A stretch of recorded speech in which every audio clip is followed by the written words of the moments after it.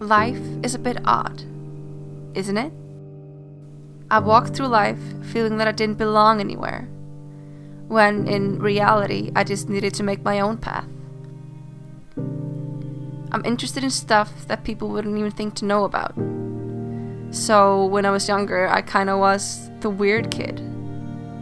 I had my own thoughts, I always spoke my mind, and I walked my own path, not following the crowd. But when you're growing up, that isn't always considered a good thing. Being different growing up means you're an outcast. And when I went into my teenage years, something just snapped. I started to develop extreme anxiety how people perceived who I was. I cared too much of people's opinions, so I closed myself off so they couldn't hurt me anymore. But in reality, I was hurting myself. But in those dark times, I had art. I expressed it however I could. It was my way of coping with everything. And when a dream of mine of going to makeup school became a reality, I started to get out of my shell. Makeup kind of saved me.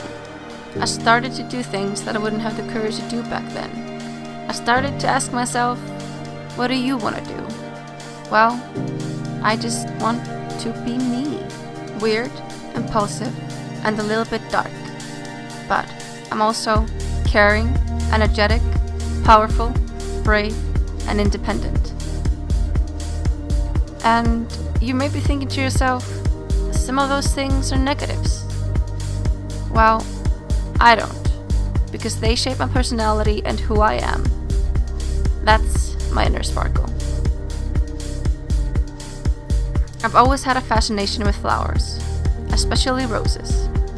They can symbolize so many things. In the tarot, the rose is considered a symbol of balance. It expresses promise, new beginnings, and hope. Though in most cases, roses are tied to love. You can send specific messages by the number of roses you send. I chose to paint 10 roses.